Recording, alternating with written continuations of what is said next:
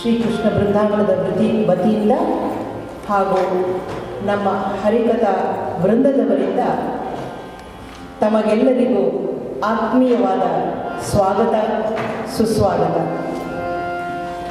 ಈ ಕಾರ್ಯಕ್ರಮವನ್ನು ಇಲ್ಲಿ ಏರ್ಪಾಡು ಮಾಡಲಿಕ್ಕೆ ಅನುವು ಮಾಡಿಕೊಟ್ಟಂತಹ ಪ್ರಧಾನ ಅರ್ಚಕರಾದಂತಹ ಶ್ರೀ ಯೋಗೇಂದ್ರ ಭಟ್ ಅವರಿಗೆ ನಮ್ಮ ಅನಂತಾನಂತ ಧನ್ಯವಾದಗಳು. ಯಾವುದೇ ಒಂದು ಕಾರ್ಯಕ್ರಮವನ್ನು ಮಾಡಬೇಕಾದರೂ ಎಲ್ಲರ ಒತ್ತಾಸೆ ಪ್ರೋತ್ಸಾಹ ಅತ್ಯಗತ್ಯ. ಮಾರ್ಗದರ್ಶಕ ಸ್ಥಾನದಲ್ಲಿ ನಿಂತು ಮಾರ್ಗದರ್ಶನವನ್ನು ಮಾಡಿದಂತಹ ಡಾಕ್ಟರ್ NG ಪ್ರಸಾದ್ ಅವರಿಗೆ ನಮ್ಮ ನಮನಗಳು. ಅಂದವಾದಂತಹ ಫ್ಲೈಯರ್ಸ್ನ ಮಾಡಿಕೊಟ್ಟು ಜನರನ್ನು ನಾವು ಸಂಪರ್ಕಿಸಲು ನಮಗೆ ಸಹಾಯ ಮಾಡಿದಂತಹ, ಎಂದಿಗೂ ಸಹಾಯ ಮಾಡುತ್ತಲೇ ಇರುವಂತಹ ಶ್ರೀ ಜನಾರ್ದನ್ ಕೃಷ್ಣರಾವ್ ಅವರಿಗೆ ನಮ್ಮ ಹೃತ್ಪೂರ್ವಕ ಧನ್ಯವಾದಗಳು. ಅದಲ್ಲದೆ ಶ್ರೀ ಆನಂದ್ ಹಾಗೂ ಶ್ರೀ ನಾಗರಾಜ್ ಕೌಶಿಕ್ ಅವರಿಗೂ ಕೂಡ ನಮ್ಮ ಅನಂತಾನಂತ ಹೃತ್ಪೂರ್ವಕ ಧನ್ಯವಾದಗಳು. ಅದಲ್ಲದೆ the professional videographer mister Tirumalesh Koudli ಅವರು ಇವತ್ತಿನ ಕಾರ್ಯಕ್ರಮವನ್ನು ರೆಕಾರ್ಡ್ ಮಾಡಿ ಬಂದಿದ್ದಾರೆ. ಅವರಿಗೂ ಕೂಡ ನಮ್ಮೆಲ್ಲರ ಪರವಾಗಿ ಅನಂತಾನಂತ ಧನ್ಯವಾದಗಳು. ಇವತ್ತಿನ ಕತೆ ಲವಾಕುಶ. ಇದು ವಾಲ್ಮೀಕಿ ರಾಮಾಯಣದಲ್ಲಿ ಎಲ್ಲಿಯೂ ಲಿಖಿತವಾಗಿಲ್ಲ. ರಾಮಾಯಣದ ಪ್ರತ್ಯಕ್ಷದರ್ಶಿಗಳಾದಂತಹ ಶ್ರೀ ವಾಲ್ಮೀಕಿಗಳು ಈ ಲವಾಕುಶ ಕಾಳಗದ ಕಥೆಯನ್ನು ಬರೆದಿಲ್ಲ.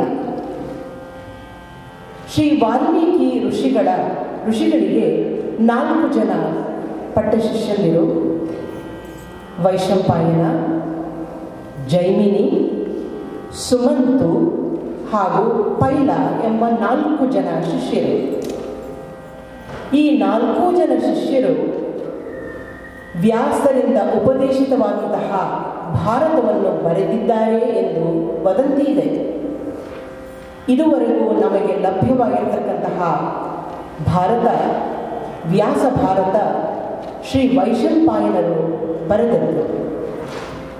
ಸುಮಂತು ಹಾಗೂ ಪೈಲ ಈ ಶಿಷ್ಯರು ಬರೆದಂತಹ ವ್ಯಾಸ ಭಾರತ ಇದುವರೆಗೂ ಲಭ್ಯವಾಗಿಲ್ಲ. ಆದರೆ ಶಿಷ್ಯರಾದಂತಹ ಜೈಮಿನಿಗಳು ಬರೆದಂತಹ ಅಶ್ವಮೇಧ ಯಾಗ ಈ ಪರ್ವ ಮಾತ್ರ ಲಭ್ಯವಿದೆ.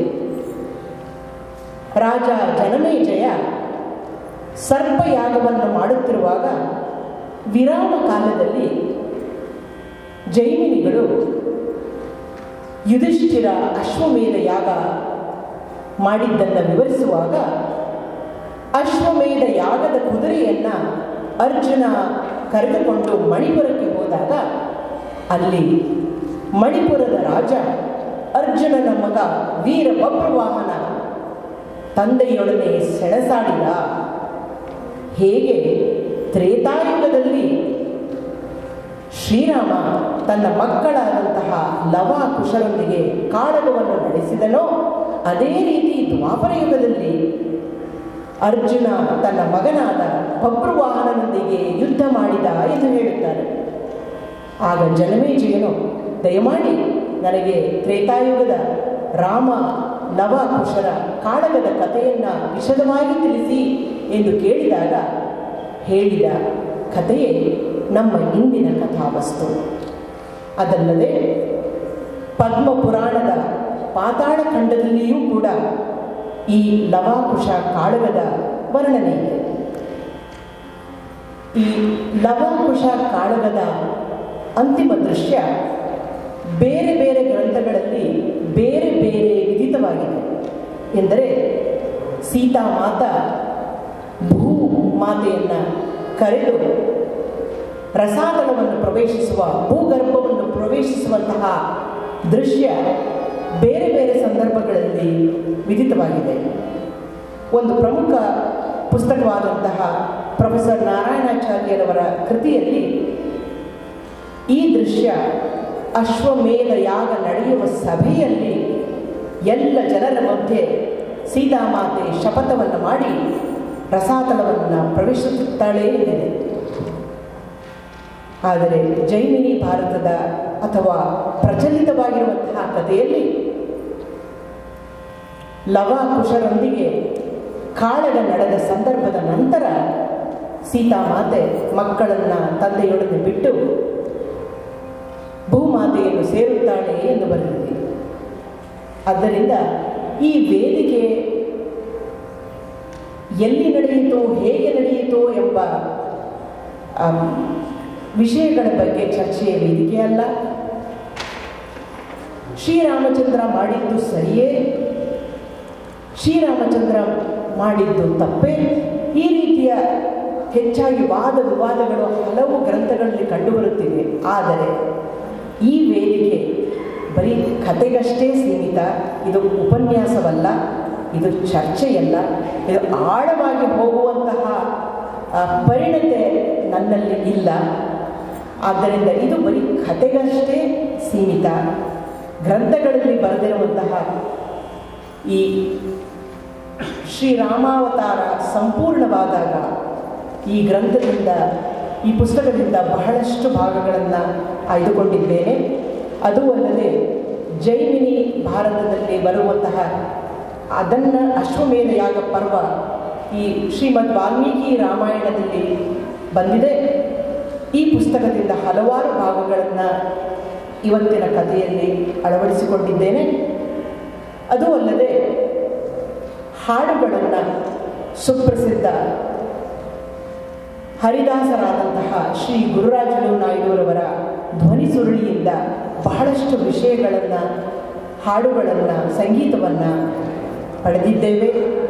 ಈ ಮಹಾತ್ಮರೆಲ್ಲರಿಗೂ ಭಾರತ ದರ್ಶನ ಎಂಬ ಈ ವಾಲ್ಮೀಕಿ ರಾಮಾಯಣ ಪ್ರಕಟಿಸಿದಂತಹ ಭಾರತ ದರ್ಶನದಂತಹ ಮಹನೀಯರು ಹಾಗೂ ಪ್ರೊಫೆಸರ್ ನಾರಾಯಣಾಚಾರ್ಯ ಹಾಗೂ ಗುರುರಾಜಲ ಅವರಿಗೂ ಕೂಡ ನಮ್ಮ ನಮನಗಳನ್ನು ತಿಳಿಸುತ್ತಾ ಕಥಾ ಪ್ರಾರಂಭಕ್ಕೆ ಹೋಗುತ್ತಿದ್ದೇವೆ.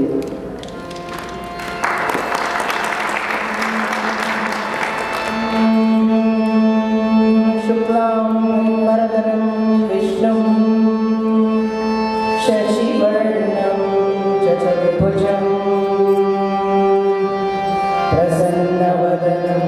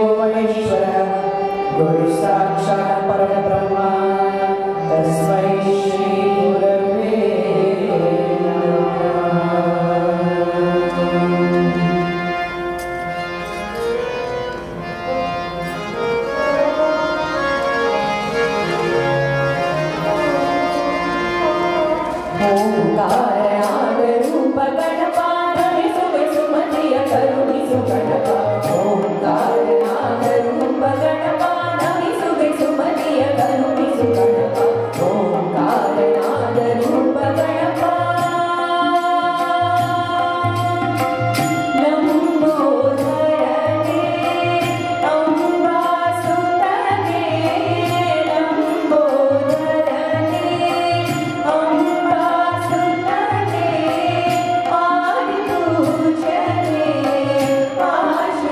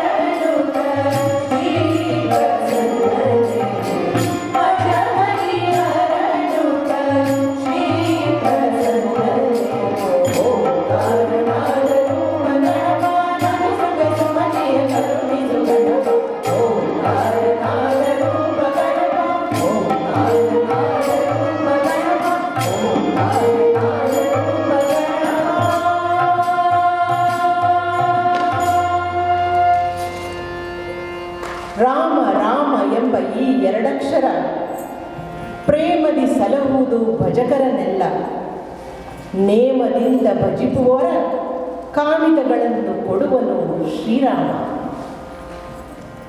ಶಬ್ದ ಪ್ರಪಂಚದಲ್ಲಿ ಅತಿ ಮಧುರವೂ ಆಹ್ಲಾದಕರವೂ ಸರಳವೂ ಪರಮ ಪುನೀತವೂ ಸಕಲ ಸಂಕಷ್ಟಗಳನ್ನು ಪರಿಹರಿಸಿ ಪರಮಾರ್ಥವನ್ನು ಕೊಡಲು ಸಮರ್ಥವಾದ ನಾಮವನ್ನು ಯೋಚಿಸಿ ಶ್ರೀರಾಮ ಎಂದು ಮಗುವಿಗೆ ಹೆಸರಿಟ್ಟರಂತೆ ವಸಿಷ್ಠ ಮಹರ್ಷಿಗಳು.